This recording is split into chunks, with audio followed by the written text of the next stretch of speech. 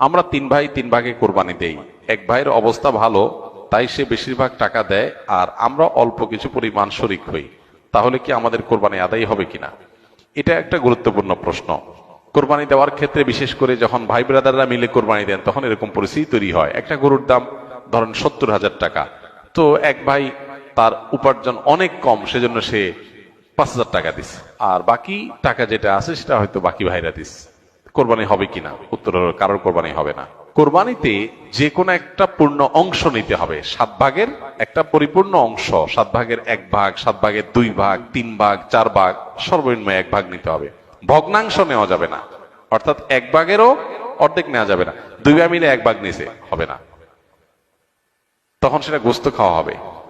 পশু জবাই হয়ে গেছে সহি পদ্ধতিতে, গোস্ত খাওয়া হবে, কিন্তু কোরবানি হবে না। কোরবানি বিশুদ্ধ হইতে হলে প্রত্যেককে পূর্ণাঙ্গ একটা ভাগ নিতে হবে। হ্যাঁ, এখন এমন হতে পারে যে এক ভাইকে আল্লাহ আর্থিক সচ্ছলতা দিয়েছেন, বাকিদেরকে দেন নাই, তো কি হবে?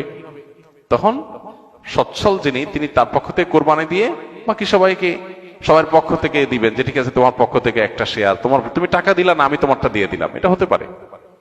অথবা আরেকটা হতে পারে যে ঠিক আছে, তুমি অল্প টাকা কামাই করছো, মাত্র 5,000 টাকা আছে, তুমি টাকা না দিলে তোমার কাছে ভালো লাগতেছে না, তুমি টাকা দিলে তোমার কাছে খুশি হবে, তো সেক্ষেত্রে 5,000 টাকা তুমি আমাকে দিয়ে দাও, এটা কোরবানির শেয়ার না।